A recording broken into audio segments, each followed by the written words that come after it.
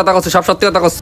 শোন রনি, তোরে তো আমি গুরুবিদ্যা শিখাতে চাইলাম। হ্যাঁ, আমার তো শিখাতে চাইলেন আপনি। এই যে টেকনিক না, এই টেকনিকই মাছ দিয়ে মাত্র উঠোই নিবি, দেখবি দেখবি ওজন বেশি হয়ে যাবে আর কাস্টমারের সাথে সবসময় ব্যস্ততা দেখাবি। এই লাস্ট বার এই কথাটা যেন ভালো করে মনে থাকে। ঠিক আছে ভাই, এভাবে ব্যবসা করলে 1 মন মাছ রে 3 মন বানান যাবে ওস্তাদ। তাহলে তো ভালোই লাভ, রাতারাতি কোটিপতি এই হয়ে তো যাবে। ভালোভাবে বুঝতে পারিস, এইভাবে তালি চালাই যা। ও শালা, তাহলে তুমি মানুষটা এভাবে ঠকাও, যা আগে মাছ ঠিক করে দে।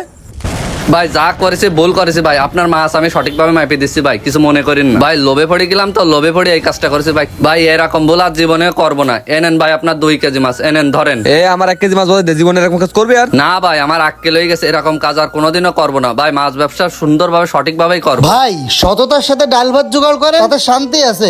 সারাদিন পরিশ্রম করে রাত্রেবেলা যখন বালিশে মাথা দেবেন দেখবেন শান্তিতে ঘুম চলে আসে। আর অসৎ উপায়ে যদি টাকা উপার্জন করেন তাহলে মনের ভিতরে একটা ভয় কাজ করবে, আজকে অমুক এলাকার লোকদেরকে ঠকায় আসছে, কালকে গেলে যদি আমার আবার অসৎ উপায়ে দৈনিক বিনা নিতেও শান্তি পাবেন না। কথা বুঝতে পারছেন?